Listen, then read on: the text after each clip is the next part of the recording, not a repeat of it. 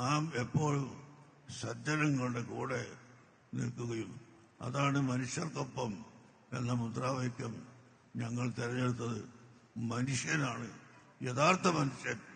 ആ മനുഷ്യർക്കൊപ്പമാണ് നമ്മളെപ്പോഴും നിൽക്കേണ്ടത്. രാഷ്ട്രീയക്കാരാണെങ്കിൽ അത് ഒരുപക്ഷെ വിജയം വരും, അല്ലെങ്കിൽ പരാജയം വരും. മന്ത്രി കസാര വരും പോകും. ഏത് വന്നാലും പോയാലും സത്യം ഇവിടെ നിലനിൽക്കണം. ആ മഹത്തായ സത്യത്തിന്റെ കൂടെ നാം എല്ലാവരും നിൽക്കണം.